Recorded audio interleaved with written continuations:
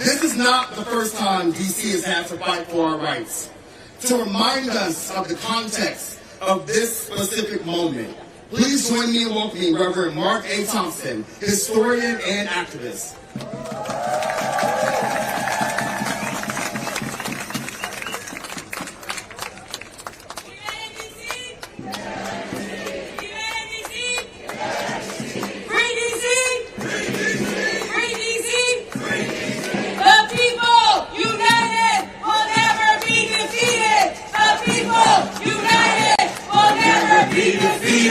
The people united will never be defeated. The people united will never be defeated. Free DC! Free DC!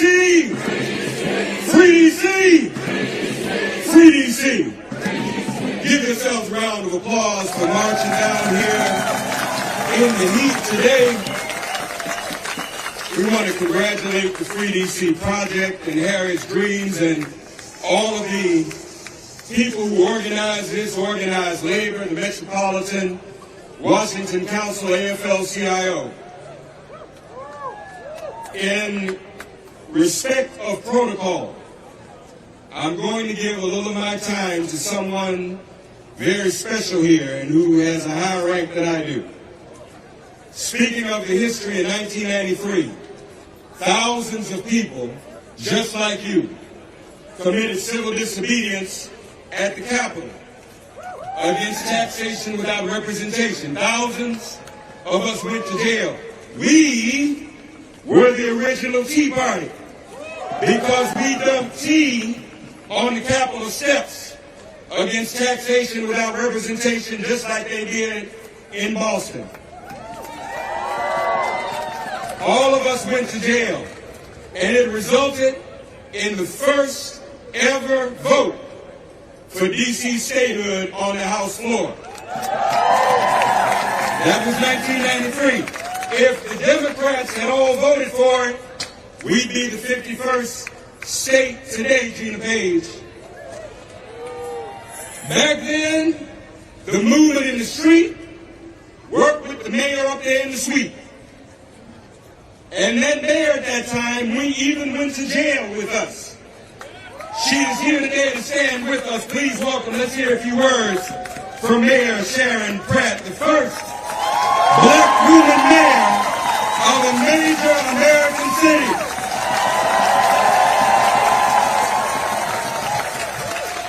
Thank you, Mark. Free DC. You know, my name is Sharon Pratt. I was born and reared in this city. And I actually thought, because I live in the capital of a we the people country, that I too was a citizen of the United States of America. But a few months ago, I found out that is not the case. I found out that there are those who have no respect for who we are in Washington, D.C., though we are the home of a we the people government. So how do we turn that around? I think we've got to remember how the heck we ever had a we the people government. Next year, we're going to celebrate on the 4th of July, 250 years of this country. What are we celebrating? Are we celebrating the Constitution? No. Are we celebrating the inauguration of a president who happened to be the only one who was elected unanimously? No.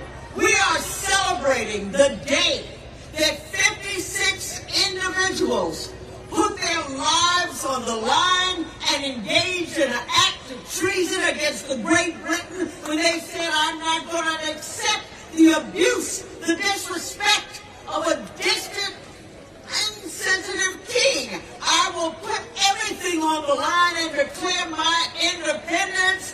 That is who we are. And we must remember that. Benjamin Franklin said we better hang together, because if we don't, we will certainly hang separately. The only way we will be free in D.C. is to continue this close ranks and demand that we are free. And it is well within our reach. So D.C.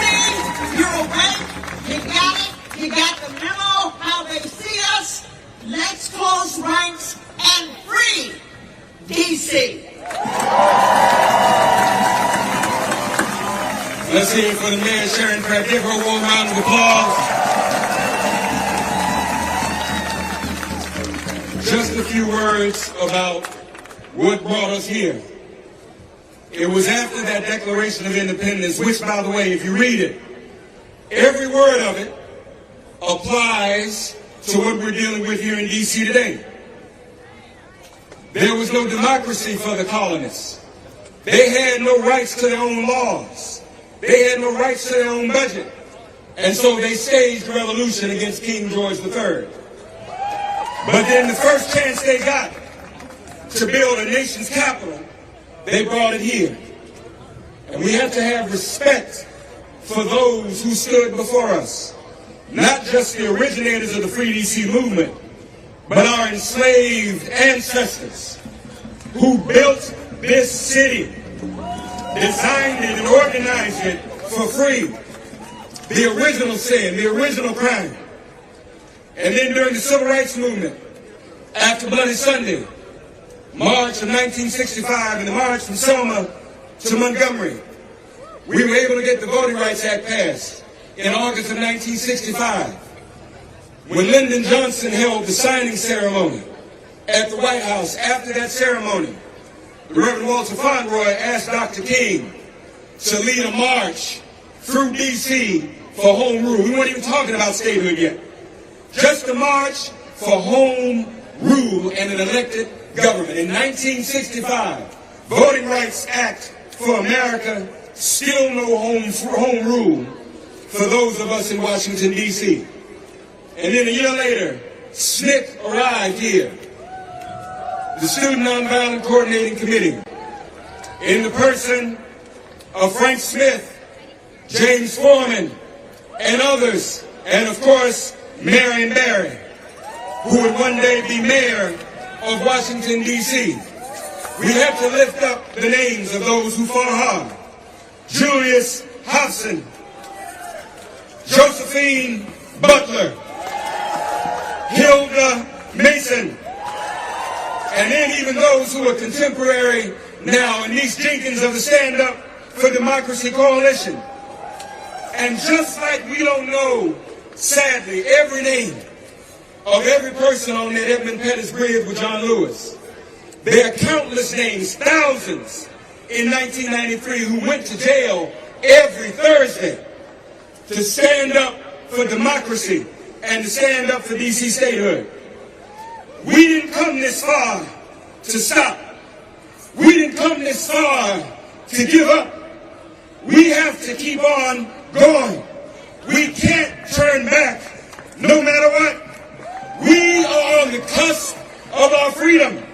And believe it or not, no good Donald Trump has cast a spotlight on our plight by sending this military occupation into Washington, D.C.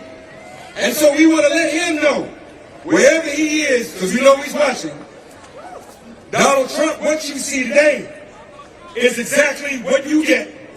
We are not giving up. We are going to continue this fight for statehood